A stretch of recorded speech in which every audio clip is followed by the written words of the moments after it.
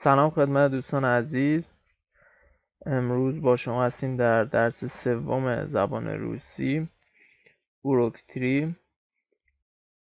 همونطور که گفته بودم در نحوه نوشتن الفبای روسی رو توی سایت یوتیوب قرار دادم در دو بخش آ و ب،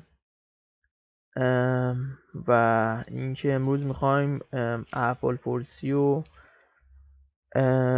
یه مکالمه ساده رو در زبان روسی بررسی کنیم و اینکه میریم سراغ درس. اوروک 3 تری به زبان روسی به این شکل میشه تری، و قصد ما بر اینه که تو این چند قسمت بعد از الفبا مکالمه‌مون رو با فونت نوشتاری بنویسیم که توی نوشتن به مشکل بر نخوریم.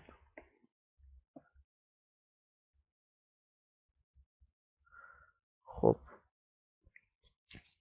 پریویت در زبان روسی یعنی سلام، و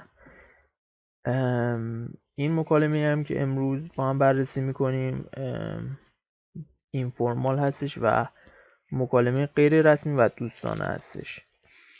پریویت کاکتیلا یعنی پریویت سلام کاکتیلا، حالت چطوره، چطوری. و این حرف که اینجا نوشته، حالا توی کتابا شاید ببینید د هستش، توی کتابا بیشتر معلومه مشخصه، حالا میشه به این شیوه نوشت توی کتابا یا به این شیوه معمول تره. کاکتلا و سلام چطوری. شخص آ شما هستین بر فرض مثال و شخص به هم طرف مقابل شما. خاراشو اسپاسی با تیکاک. خاراشو یعنی خوب، ولی اینجا چون توی احوال پرسیه خوبم ترجمه میشه، خوبم، اسپاسی با ممنون.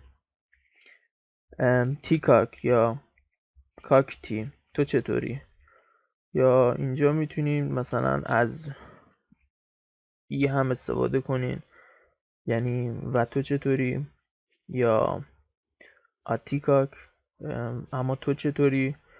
ولی خب چون مکالمه رسمیه غیر رسمیه میشه اینا رو هم ننوشت، میشه نوشت فقط تیکاک. و اینکه شخص مقابلم جواب میده، یعنی شما هم بهش جواب میدین که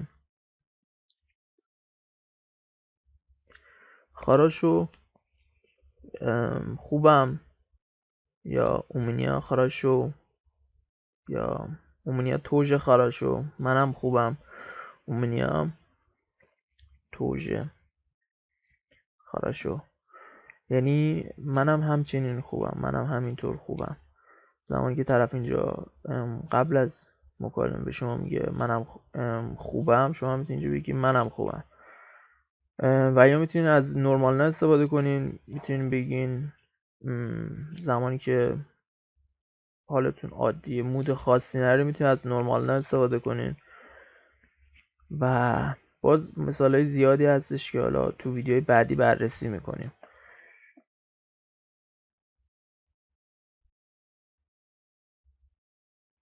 خب و شما مکالمه اینجا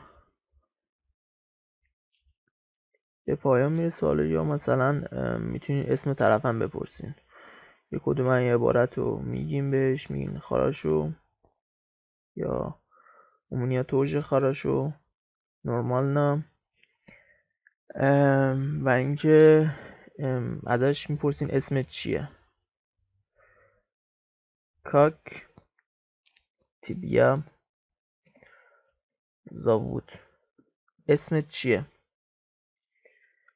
یا بیشتر باید بگی چطور نامیده میشی تو. کاک یعنی چطور، چطور تو را مینامند، چطور نامیده میشه تو، یا همون اسمت چیه به قول خودمون چیه. و اینکه نکته‌ای که قبلش میخواستم خدمتتون عرض کنم اینه که توی این قسمت که نورمالنا رو خوندیم، توی الفبای زبان روسی همونطور که توی ویدیو اولم خدمتتون عرض کردم هیچ ربطی به زبان انگلیسی نداره.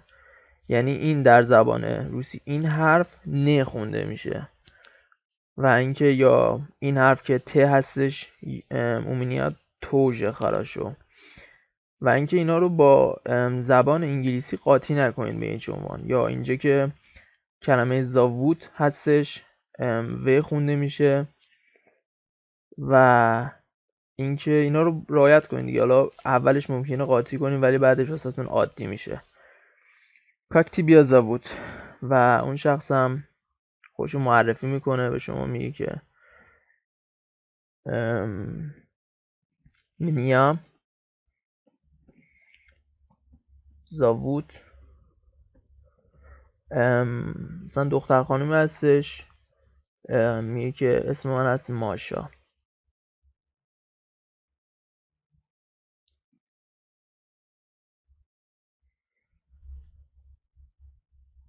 ماشا و اینکه اینو با حروف بزرگ باید بنویسیم اینجا ماشا. و منیا زاوود ماشا، این اول جمله هستش. بعد اول جمله و بعد نقطه همیشه باید با حرف بزرگ شروع کنین.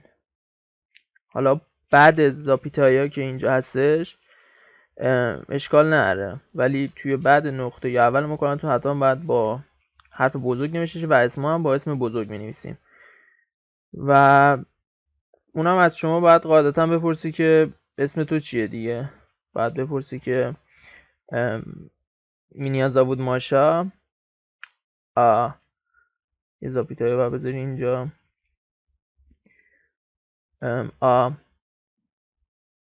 کاک تیبیا زاوود دیگه. اسم تو چیه؟ اما اسم تو چیه؟ What is your name؟ و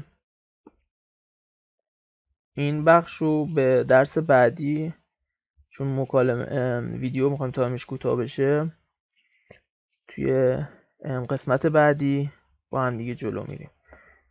فقط این سبک نوشتاری یادتون نره. خب تا درس بعدی، پاکا پاکا.